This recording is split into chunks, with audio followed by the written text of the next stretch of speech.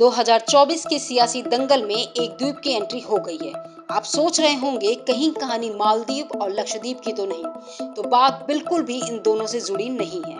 इस बार चर्चा में है कच्चाथीव द्वीप। आपने नहीं सुना तो हम आपको पूरी कहानी बताते हैं कि आखिर पीएम मोदी ने इस द्वीप का जिक्र क्यों किया, कांग्रेस पर क्या आरोप है, क्यों इसे देश की जनता के विश्वास के साथ धोखा बताया जा रहा, और आखिर श्रीलंका को इसे देने की सच्चाई क्या है। कहानी की शुरुआत हुई पीएम मोदी के सोशल मीडिया प्लेटफॉर्म एक्स पर। एक पोस्ट के साथ पीएम मोदी ने लिखा कि नए तथ्यों से पता चलता है कि कैसे कांग्रेस ने बेरहमी से कच्चाथीवी को छोड़ दिया। इससे हर भारतीय नाराज है और लोगों के मन में यह बात बैठ गई है कि हम कांग्रेस पर कभी भरोसा नहीं कर सकते। पीएम मोदी ने कहा कि भारत की एकता, अखंडता और हितों को कमजोर करना 75 वर्षों से कांग्रेस का काम करने का तरीका रहा है। पीएम ने इसके बाद रविवार को मेरठ में रैली में इस मामले को उठाया था। मल्लिकार्जुन खड़गे ने प्रधानमंत्री मोदी के बयान पर पलटवार करते हुए कहा कि उन्होंने अपने 10 साल के शासन के दौरान द्वीप को वापस लाने के लिए कदम क्यों नहीं उठाए। कच्चाथीव द्वीप की बात करें तो यह भारत और श्रीलंका के बीच पाक जलडमरू मध्य में 285 एकड़ का एक निर्जन स्थान है। मतलब यहाँ सन्नाटा ही रहता है। यह द्वीप भारतीय तट से लगभग 33 किलोमीटर दूर रामेश्वरम के उत्तर पूर्व में स्थित है। यह जाफना से लगभग 62 किलोमीटर दक्षिण पश्चिम में श्रीलंका के उत्तरी सिरे पर है और श्रीलंका के बसे हुए डेफ्ट द्वीप से 24 किलोमीटर दूर है। इसी द्वीप पर सेंट एंथनी चर्च है, जिसका संचालन भारत और श्रीलंका दोनों के ईसाई पुजारी सेवा के जरिए करते हैं। इसमें भारत और श्रीलंका दोनों के श्रद्धालु तीर्थ यात्रा करते हैं।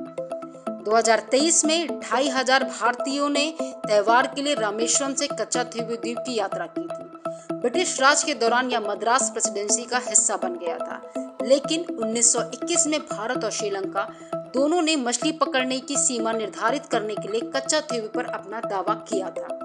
एक सर्वे में श्रीलंका के कच्चाथीवी को चिन्हित किया गया था, लेकिन भारत के एक ब्रिटिश प्रतिनिधिमंडल ने रामनाथ साम्राज्य ने द्वीप के स्वामित्व यानी कि मालिकाना हक का हवाला देते हुए इसे चुनौती दी। विवाद बढ़ा तो साल 1974 में इंदिरा गांधी ने भारत और श्रीलंका के बीच समुद्री सीमा को हमेशा के लिए सुलझाने का प्रयास किया था। इस समझौते को भारत श्रीलंकाई समुद्री समझौते के रूप में जाना जाता है। इंदिरा गांधी ने कच्चाथीवी को श्रीलंका को सौंप दिया।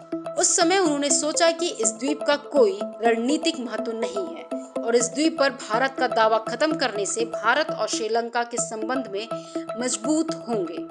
इसके अलावा समझौते के अनुसार भारतीय मछुआरों को अभी भी कच्चाथीवी तक पहुंचने की परमिशन थी, लेकिन बैड लक ये था कि समझौते से मछली पकड़ने के अधिकार का मुद्दा सुलझ नहीं सका। श्रीलंका ने भारतीय मछुआरों के कच्चाथीवी तक पहुंचने के अधिकार को लिमिटेड कर दिया, जो कि नया टकराव बन गया। इस मुद्दे पर तमिलनाडु की बात करें तो राज्य विधानसभा से परामर्श किए बिना कच्चाथीवी को श्रीलंका को दे दिया गया था। उस समय ही द्वीप पर रामनाथ जमींदारी के ऐतिहासिक नियंत्रण और भारतीय तमिल मछुआरों के मछली पकड़ने के अधिकार का हवाला देते हुए इंदिरा गांधी के कदम के खिलाफ जोरदार विरोध प्रदर्शन हुए थे। इसके बाद साल 1991 में श्रीलंकाई गृह युद्ध में भारत के दखल के बाद तमिलनाडु विधानसभा ने फिर से कच्चाथीवी को फिर से हासिल करने के लिए तमिल मछुआरों के मछली पकड़ने के अधिकारों की बहाली की मांग की। तब से कच्चाथीवी बार बार तमिल राजनीति में सामने आता रहा है। मामले में एक और खास बात यह भी है कि 2008 में अन्ना द्रमुक सुप्रीमो और पूर्व सीएम जयललिता ने अदालत में एक याचिका दायर की थी, जिसमें कहा गया था कि संवैधानिक संशोधन के बिना कच्चाथीवी को किसी देश को नहीं सौंपा जा सकता है।